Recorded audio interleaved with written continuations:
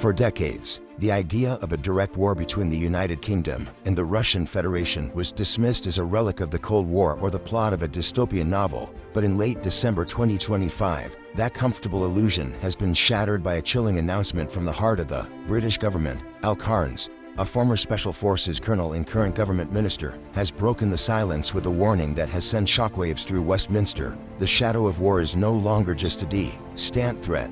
It is knocking on Europe's door, and the UK has reached its absolute breaking point. This is not merely political rhetoric designed to boost defense budgets. It is a frantic wake-up call driven by classified intelligence suggesting that Vladimir Putin's ambitions have expanded beyond Ukraine and are now targeting the very structure of European security. The British government is now actively drawing up comprehensive plans to mobilize not just the military, but the entire nation industry, infrastructure, and civilians for a conflict of existential proportions. The atmosphere in London has shifted dramatically from diplomatic caution to grand preparation, as officials realize that deterrence has failed. The silent mobilization sweeping across Europe is no longer silent in the UK. It is becoming a deafening roar of tanks, troop movements, and emergency protocols being dusted off for the first time in 8 years, as the government prepares the public for a reality where air raid sirens could replace warning alarms. The terrifying question on everyone's mind is, has the countdown to World War III already begun? Without us knowing it, shift to a war footing is fueled by a realization that the United Kingdom is woefully unprepared for the scale of industrial and societal war that Russia is currently waging. The British Ministry of Defence has recognized that the conflict will not be limited to the front lines of Eastern Europe but will strike at the very heart of British society. The warnings from Al Carnes highlight a terrifying gap in readiness. While Russia has transitioned its entire economy to sustain a long-term high-intensity war, the UK is scrambling to figure out how to mobilize its population if a crisis hits next week. The breaking point has been reached because Moscow is no longer treating the UK as a neutral third party but as a primary belligerent. Putin has explicitly warned that if Europe escalates, Russia is ready, and his definition of escalation now encompasses the very support London provides to Kyiv. The UK's response has been to initiate what insiders are calling a national resilience overhaul, acknowledging that in a total war scenario, every citizen has a role to play. This is a level of urgency unseen since 1939, driven by the fear that if the UK does not project strength immediately, Russian tanks will not stop at the Dnieper River. But as the government rushes to harden its defenses and prepare the psychological state of the populace for conflict, a critical strategic uncertainty remains. Is this sudden rush to mobilize a preventative measure to stop a war, or is it a desperate reaction to intelligence that suggests a Russian first strike is already inevitable? If the political warnings weren't enough to freeze the blood of the British public, the release of a specific, high-priority target list by Russian state-linked figures has turned vague threats into a terrifying reality. In late 2025, Dmitry Rogozin, a prominent Russian senator and former head of the space agency Roscosmos, circulated a detailed map identifying 23 critical locations across the United Kingdom that would be the primary targets in a Russian strike. This is not a hypothetical scenario from a war game.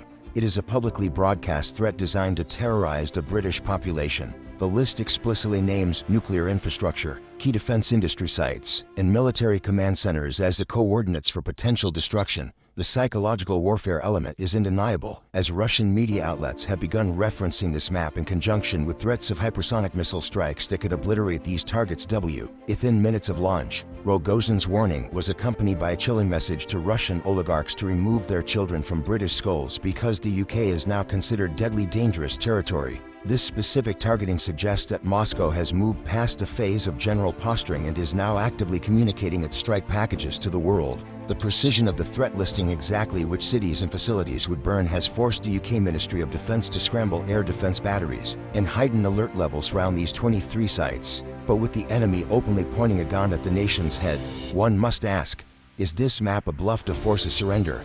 Or is it the final checklist before the order to launch is given? The resurfacing of this target list in December 2025 has been interpreted by military analysts as a direct response to the UK's increasing involvement in long-range strikes against Russian territory. The Kremlin is using the list to draw a direct line of causation. If British missiles hit Crimea, Russian missiles will hit British soil. The mention of presidential or military command centers echoes previous threats, but the context has changed drastically. Today, Russia possesses the hypersonic technology, such as the Zircon and Oreshnik systems, to bypass traditional British air defenses and strike these 23 targets with impunity. The map serves as a graphic reminder of the UK's vulnerability, effectively holding millions of civilians hostage to the geopolitical decisions of their government. While the world watches the skies for missiles, a far more insidious war is already raging on the streets of Britain, one that is fought in the shadows with arson, sabotage, and digital venom. The new head of MI6, Richard Moore's successor Ms. Matruli, has delivered a rare and stark public address revealing that Vladimir Putin is actively exporting chaos to the UK and Europe as a deliberate eight-state policy. This is the gray zone warfare that NATO has long feared, where the threshold of open conflict is blurred by covert attacks designed to destabilize society from within.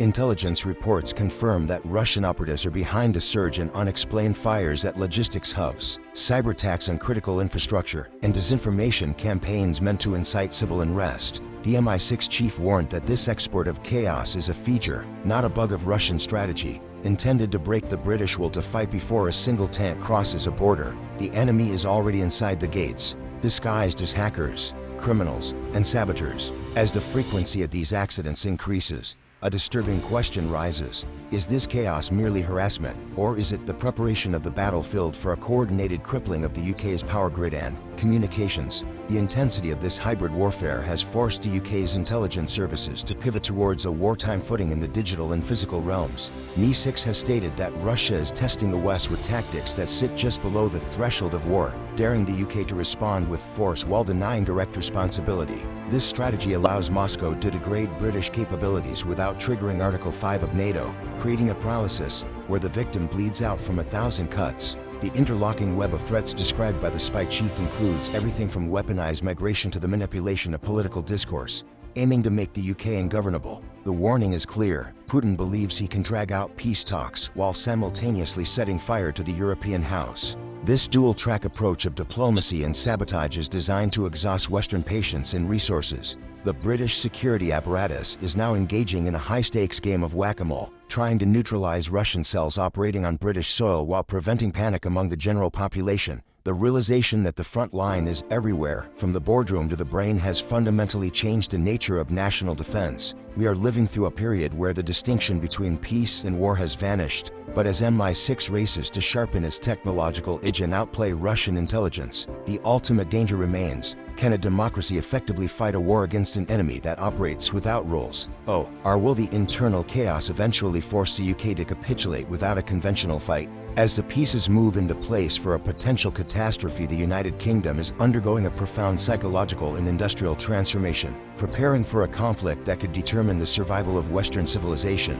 The government's strategic documents now contain terrifying phrases like civilizational erasure, warning that if present trends continue and Russia is not stopped, the continent could be unrecognizable within 20 years. This existential dread has prompted a massive, albeit late, surge in defense spending and strategic planning. The UK is not just sending weapons to Ukraine anymore, it is preparing its own mass-producible, adaptable platforms like drone swarms and integrated systems, learning hard lessons from the battlefields of the Donbas. The goal is to shift the entire British economy onto a wartime footing, prioritizing the production of munitions and the resilience of supply chains over peacetime luxuries. This total mobilization is a direct response to the breaking point identified by military leaders, who know that the current stockpile of high-tech but expensive weapons would last only weeks in a high-intensity war with Russia. The British Army is training for industrial war, a concept that had been abandoned after the Cold War but is now the only doctrine that matters. The scale of this preparation signals to the world that London believes a clash is not just possible, but probable. Yet, as factories retool and strategies are rewritten, the clock is ticking relentlessly. Is this industrial giant waking up in time to deter the Russian bear? Or has the decade of complacency left the UK too weak to survive the first month of a full-scale war? Ultimately, the UK's preparation for war is driven by the stark realization that the peace talks currently being pushed by Washington and other capitals may fail, leaving Europe to face Russia alone. While diplomats meet in Berlin and Miami to discuss security guarantees and territorial concessions, the British military assessment is that Putin views these talks merely as a pause to reload. The breaking point is the understanding that no piece of paper will stop the Kremlin's ambitions, only raw military power will. The UK is positioning itself as the vanguard of European resistance, rallying allies to commit to the defense of the continent regardless of the political winds blowing from the United States. This stance carries immense risk. placing Britain directly in the path of Russian fury. The mobilization of society, the hardening of infrastructure, and the explicit naming of threats are all part of a desperate bid to convince Moscow that the cost of attacking the UK would be too high. As the year 2025 draws to a close, with armies massing and rhetoric spiraling, the final haunting question hangs over the British Isles. In the game of nuclear brinkmanship, who will blink first, or are we destined to watch the history of the 20th century repeat itself in the 21st?